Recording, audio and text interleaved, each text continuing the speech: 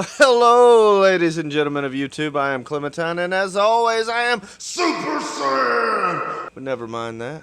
So once again, I go through my suggestions, looking for an idea for a video, and I saw where Paul Hammersley said, "Have you tried making a horseshoe pickup?" I say, hey, I saw this somewhere not long ago. In a reply to a comment, Jean Van Hees said, "After to try and make my pickups sound like the old fry pan horseshoe pickups from Rickenbacker, I have now bought an old Rickenbacker NS from 1948. She sounds beautiful, and, just as I expected. The DC output resistance is low 1.9 ohm, so they used pretty thick wire at that time. The secret must be in the U-shaped magnets.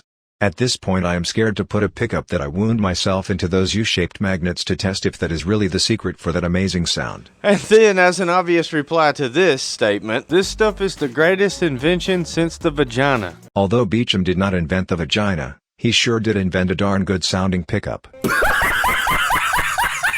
Okay, so I don't have any horseshoe magnets, but if you stick a magnet to a piece of metal, it will magnetize that piece of metal. So I thought maybe I can bend a piece of metal into a horseshoe, put a magnet on the back, see if that works. So I figure we'll take and cut us a rusty piece of metal, make a horseshoe pickup. While I'm at it, I might as well try 3 other designs, plus the plain pickup, and see what different sounds we get. So, in this video, we'll take a cheap Strat coil from the World's Strongest Humbucker project, make some templates, go to the metal pile, find some rusty metal, do some grinding and some bending, maybe talk about pickups, backplates, and eddy currents or something with some diagrams. Grab some pedals and 2 different amps, slap these one at a time in a Testa Mule guitar, then shoot them out back to back to see what differences magnet placement and backplate design and material make to the sound of the pickups in a real world situation. If this sounds like something you might be interested in, stay tuned!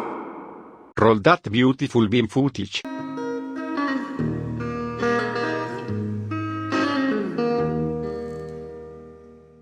Well, we're gonna get us a Strat coil out of this here, strongest humbucker in the world! Guess I'll put me a card up here in the corner and check out that video if you haven't seen it already. Normally what I'd be doing at this point is, making me some bobbins, winding something up, but this is just an experiment. Ain't nobody got time for that. Not today! This is a good thing to use for this because it'll stay consistent. It doesn't have its own magnets, so the magnets will really affect it. Those are just steel slugs. They're not Alnico magnets. And you can see how I placed it in this kind of tray here. And I did that so that the tray would affect the magnetism and bring it around the pickup and go around the strings and try to get the most power I could from the strings. And that was the idea theoretically. The purpose of today's video will partially be to see if that's right or wrong, or how much difference, or any difference, does it actually make to put different shapes of a metal backplate on a pickup, or does it matter if you use a different material, meaning ferrous or non-ferrous? If we go to the diagrams I used in that video real quick, you'll see I was talking about how the eddy current goes around the pickup like this here, and how I could put these little wings flipped up on the edge and make the eddy current wrangled into the middle. And then I also talked about how a normal humbucker has a brass backplate, but I put a steel backplate on this to try to get a brighter sound and to get more of those currents moving fast, because aluminum, brass, copper, these kind of metals in a magnetic field will slow the field down, or that's theoretically the idea I put behind it while building different pickups, and it seems to have worked in the past. Today we're going to find out for real. So here are the designs I had in mind for today. We'll be using one single coil. I'll try it with nothing more than a neodymium magnet behind it, but when we place any backplate on there, we're going to put the magnet under the backplate. That way it can stay in exactly the same place on the guitar, secured down. And also, when we use the different shapes of backplate, material backplate, the magnetism will have to go through the plate to get to the pole pieces. So other than a steel backplate, I'm also going to try a copper backplate today. See if I'm correct that it will cause a more bassier pickup, take down a little bit of highs due to slowing those eddy currents. Of course, I'm going to also try a horseshoe shape to see if we can keep them wrangled all around in there, see if it sounds like a Rickenbacker, see if it even makes any difference in the sound. And now we need to switch to a side view of the pickup, and I'm also going to do one that's bent in the front and back, like a plate on a Jaguar pickup that has these little points that stick up and down in front of it to direct the magnetic flux at the strings. And my own theory is that doing them sideways like I did on the humbucker, that's going to increase the power, but you do it the other direction, you're kind of moving that eddy current. It's pulling it in the wrong direction. You're neutering your own pickup. My own personal theory behind this would be because it wrangles the eddy currents and the magnetism into a smaller space on the length of the string. So you're getting a lot less of the string instead of a longer part of the string. A lot like putting two pickups out of phase. But since Leo Fender was a genius, I'm sure he knew exactly what he was doing. I'm sure it was also a result of the information he gained from doing many experiments himself. So here are the templates I made just by measuring the pickup with a caliper and drawing them out on a piece of construction paper, cutting them out. And we're ready to go find us some metal. So, to the metal pile to dig for a flat piece of steel of some kind. I selected this. Yes, it's rusty. Yes, it's nasty looking. Someone may wonder why I wasn't using a pretty piece of stock and a precise measuring instrument to make some kind of a masterpiece of a pickup. This is an experiment, same as this experiment. It's simply to gain information to use for later builds and to share with you guys so maybe we'll understand more of how this stuff works. You can see here I'm using my construction paper templates to mark out my cuts. I would ask any of you when cutting metal with a grinder like this, take this, clamp it down, use this, maybe even this. It's over 100 degrees out here. I'm lazy. I want to go inside. So this did happen. And no, none of this is perfect or square. Once I got all this stuff grinded out and cut out, I just took this piece of 2x4 with a sanding pad on it and scraped along the edges, knocked it off enough where it wouldn't cut me. Now I just need to start bending the different pieces into the shapes that I want, and I am basically assured that somebody's OCD out there is just screaming at them, "You're not going to sand this, you're not going to paint this." No, then the pickup wouldn't look like you. See no problem with picking up women at your family reunion. So after I folded this over, I realized it was overlapping, so I took the grinder, I cut into that, and got me a good little horseshoe shape going on. Then I marked out this other one, the Jaguar style one, I guess you would call it. Bent it, and that's another reason I use this thin metal. If I was using something thick, I'd have to get out the torch and heat it and beat it. And like I was saying, it is so hot out here. It's been so hot lately. And yay, now I can finally come inside. Okay, so I use my flat steel plate to mark out the same size square on this thick copper flashing, and I use these industrial scissors to cut one out. So these are all the different back plates that I'm going to use in this experiment, and I thought long and hard about exactly how to do it, and what I had to do is just take the guitar, tear the shotgun shell pickup out of it from the last experiment, and then I tried several different ways to place that horseshoe pickup in there until I found the right spot where it would all work. And I knew I had to use it to set where my magnet and where my base plate was going to be, with it being the most finicky with the strings going through it and all. And then I would take it off and then take the pickup coil and put it right back in the same place on top of that same magnet every time. And like use a shim when I had to use only the pickup. That way it's at exactly the same height and exactly the same place every time. You can see I made these little videos here to show that. There's all the different configurations. And as far as for the test, I set the camera up. I left it in one place. I didn't touch amp volume or settings. I'm using a clone, a digital reverb. I have a tuner here so I can tune in between. This guitar is notoriously bad for staying in tune. It's gutted out and routed and has a flimsy neck. And this time I'm going to go back to the old days way I used to do it with two different amps. I'm using a keyboard amp because it's clear and full range. It'll let you really hear the most difference between the pickups. Then I'm going to use this little Marshall MG10 combo amp. Had a guy in the comments on the last video be like, you should use a real guitar amp so we can know what it sounds like. I'll make another video about that and why I use keyboard amp later. Either way, here's how I'm going to do the format. I'm going to be like Peavy, and then I'm going to say no pedals, and then I'll put back to back to back to back all the pickups, playing basically the same exact thing with a label of what each one is on it. And then when I move to reverb, I'll say, back to back to back every pickup on reverb, etc., etc.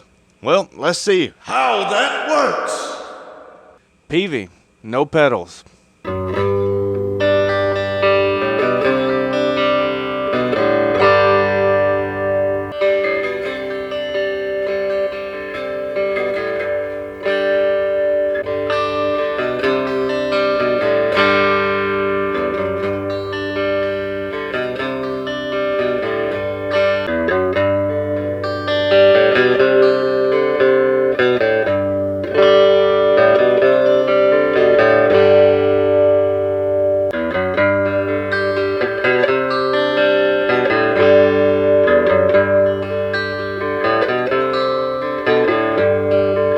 PV, reverb.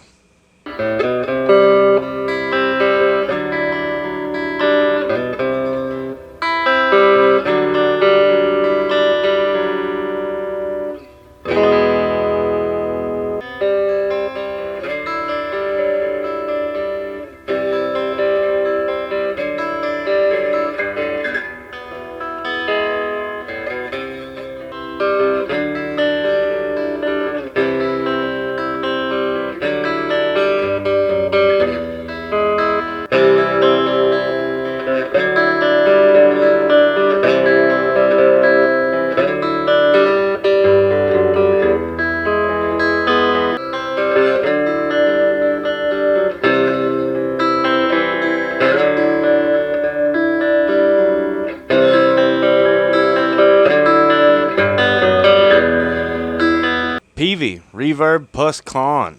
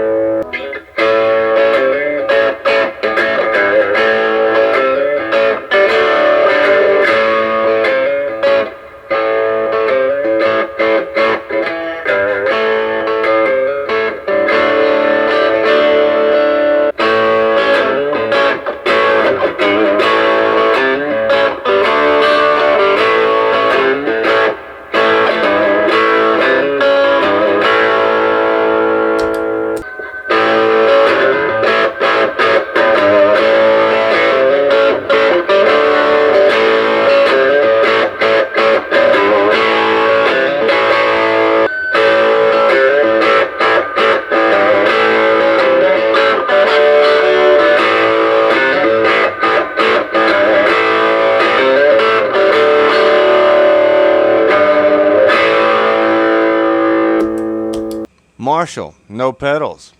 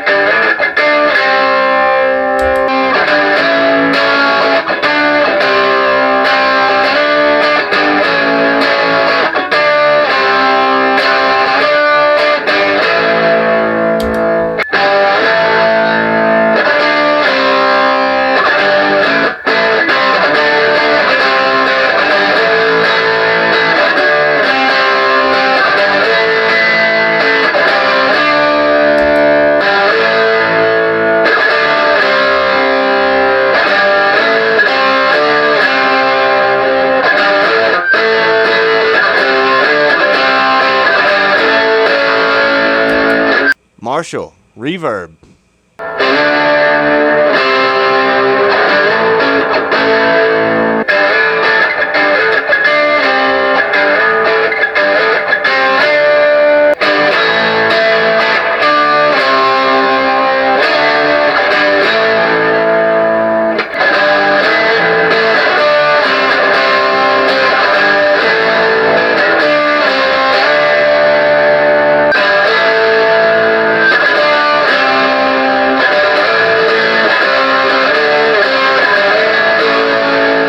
Marshall, reverb plus clon.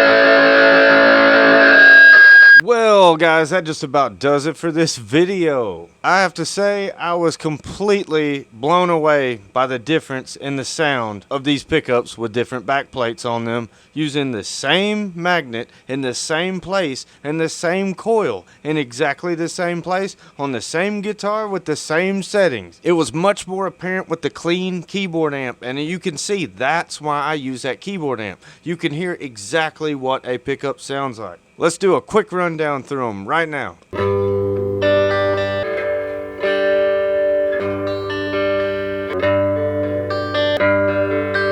The wild part is that is just the shape. That's the shape. Besides for the copper, they are all made out of the exact same piece of metal. If you guys found this educational or entertaining in any way, please hit the like button and maybe subscribe. If you have an idea for an upcoming video, put it down in the doobly-doo below. I am Clementine. You've been watching Heavy Metal ATC. Till next time!